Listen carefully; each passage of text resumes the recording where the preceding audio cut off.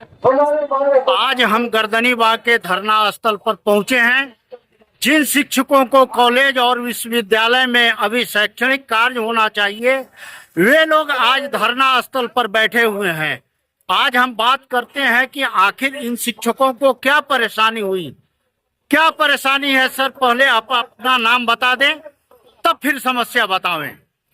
मैं डॉक्टर नवीन कुमार सिंह, अतिथि सहायक प्राध्यापक मिथिला यूनिवर्सिटी में कार्यरत हूँ। आवाज खड़ा करें। मैं अतिथि सहायक प्राध्यापक डॉक्टर नवीन कुमार सिंह मिथिला यूनिवर्सिटी में विगत 4 सालों से कार्यरत हूँ और हम लोग यहाँ all PhD holders research scholar association of Bihar के बैनर तले अपनी मांग को रखते आए हैं। हम लोगों का धरना प्रदर्शन। मांग क्या है, आप बताएं। मांग क्या है कि आपको यहाँ धरना पर पहुँचना पड़ा? हम लोगों का सबसे पहला मांग है कि यूजीसी 2018 रेगुलेशन टेबल 3A के तहत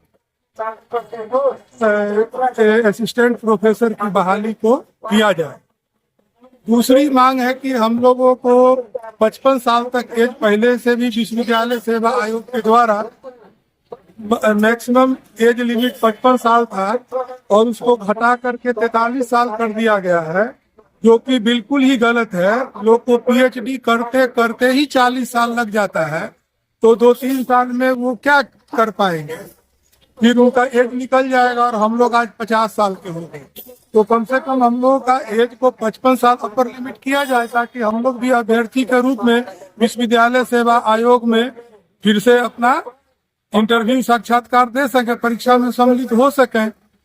कितने लोग प्रभावित हैं इस सरकार के निर्णय से? कितने लोग प्रभावित हैं? ये पूरे बिहार वासी नया जनरेशन के पीएचडी जितने लोग करने वाले हैं सारे लोग प्रभावित हैं। साथ ही साथ हम लोग अतिथि सहायक प्राध्यापक जो 3 साल से 4 साल से 5 साल से 6 साल से 7 साल से 8 साल से कार्यरत है, वो तो पूरा प्रभावित है। हम लोगों का यह भी एक मांग है कि हम लोगों की सेवा को 65 वर्ष तक समायोजित किया जाए। पहले क्या प्रावधान था?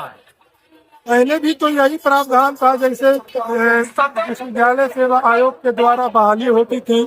55 साल पहले था, पीएचडी को 30 नंबर दिया जाता था, नेट को 5 नंबर दिया जाता था, जेआरएफ को 7 नंबर दिया जाता था, रिसर्च पेपर में 10 नंबर था, एक्सपीरियंस में 10 नंबर था।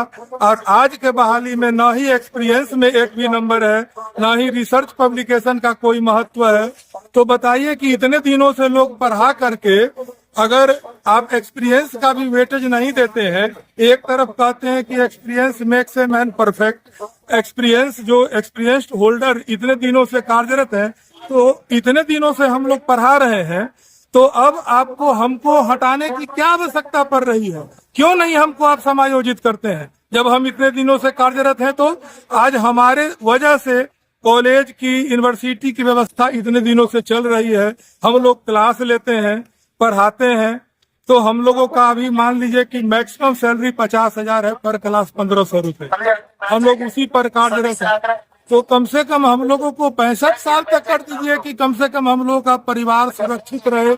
हम लोगों के पीछे अकेले हम नहीं ना हैं, हमारे बच्चे हैं, हमारे पत्नी हैं, हमारे और रिश्तेदार हैं, जो इस 50,000 से उनका जीवन यापन होता है।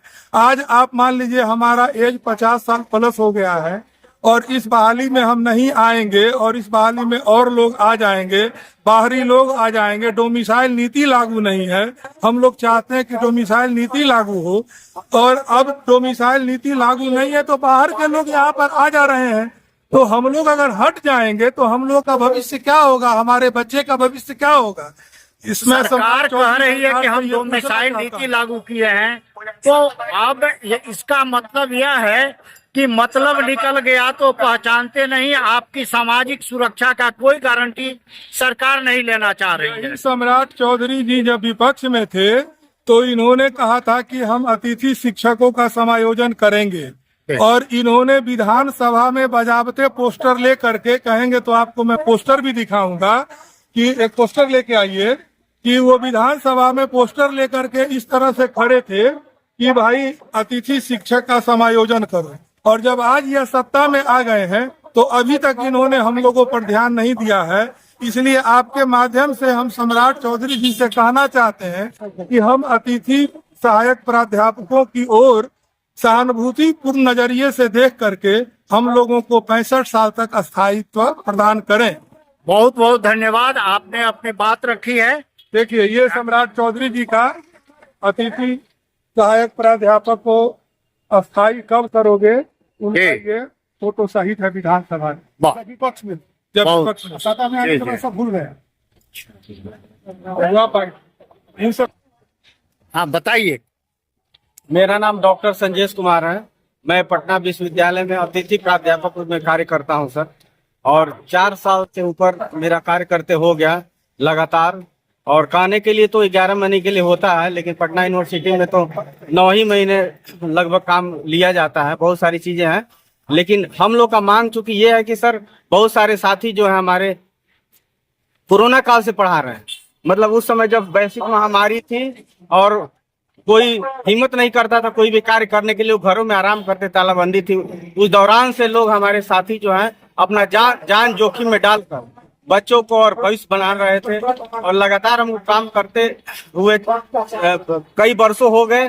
उसके बावजूद गवर्नमेंट कहती है कि आप अतिथि शिक्षक है। तो बताइए सर कि अतिथि किसको कहते हैं? अतिथि तो 1-2 दिन 2-4 महीने के लिए होता है, एक सेशन के लिए हो सकता है। सही बात। लेकिन वर्षों से अतिथि कैसे काम कर रहे हैं आपके यहाँ, और इनके जीवन का क्या होगा, इनके बाल बच्चों क्या होगा, रोजी रोटी की समस्या है। हम लोग क्योंकि इस उम्र के पड़ाव पे आ चुके हैं कि आज एग्जाम बहुत मुश्किल है। क्योंकि इस तरह से पैटर्न गवर्नमेंट का बनता जा रहा है, उसमें रिटेन है और डोमिसाइल नीति है और भी तमाम तरह की यूजीसी रेगुलेशन को फॉलो नहीं किया जा रहा है, जिसके कारण हमारे जो साथी है वो कम्पीट नहीं कर सकते। आज मैं पूछना चाहता हूँ जो IAS अधिकारी नियम बनाते हैं एसी में बैठ के, उनको प्रीलिम्स दिलवाई, IAS क्वालिफाई कर पाएंगे क्या?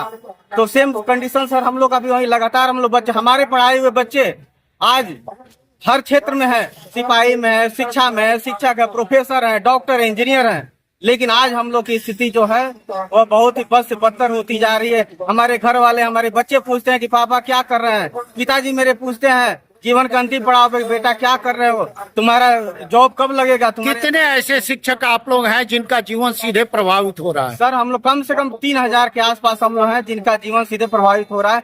पूरा परिवार हम लोग के साथ है और कुल मिला के 10,000 से ऊपर सीधे तौर पे लोग प्रभावित होंगे। तो 10,000 परिवारों की यह मांग है जिसकी सामाजिक सुरक्षा सरकार को देखनी चाहिए। इसी मांग को लेके हमारे जो अतिथि शिक्षक हैं आज गर्दनी बाग में पहुंचे हुए हैं, सरकार से अपनी फरियाद कर रहे हैं और सरकार से मांग कर रहे हैं कि उनकी मांगे पूरी की जाए। धन्यवाद।